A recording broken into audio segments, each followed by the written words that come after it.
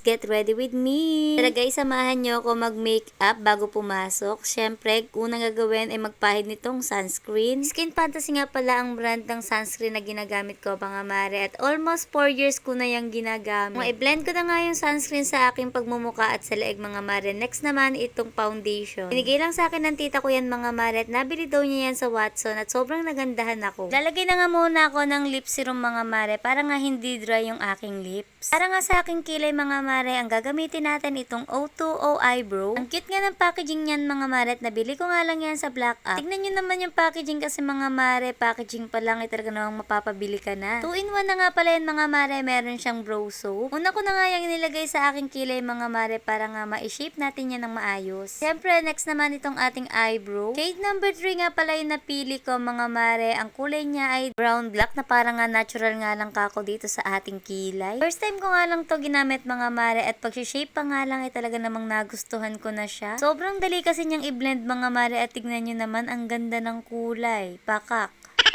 Sa pag-makeup ko nga mga mare, kilay talaga ang pinakamatagal kong gawin. Sobrang diwara kasi.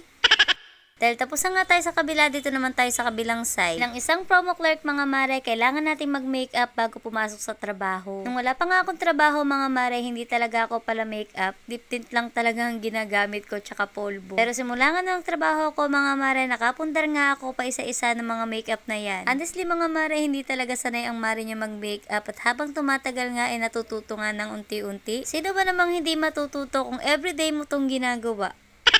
Anyway mga mare, ginawa ko tong video na to kasi maraming nag-PPM sa akin na mag-get ready with me daw ako. Kaya naman ayan, masusunod kayo.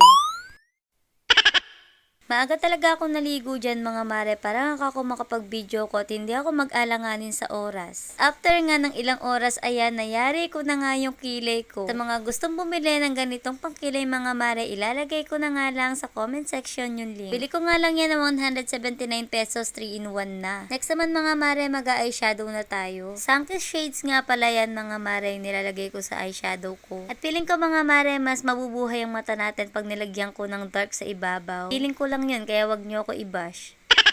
At eto na nga mga mare yung kinalabasan. O, diba? Hindi na masama. Siyempre, pantayin natin yan. Lagyan din natin tong isa. O, diba? Pwede na.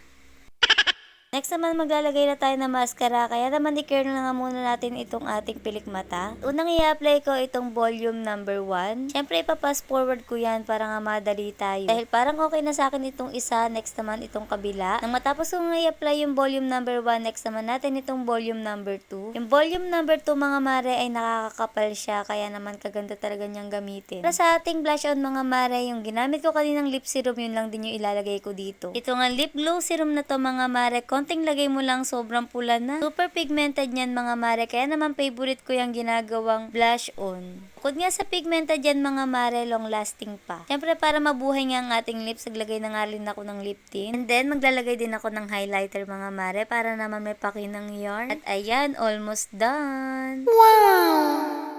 Nalis ko na nga yung aking pony at maglalagay lang ako ng oil para nga maipony ko yan ng mataas. At yun lang muna, bye!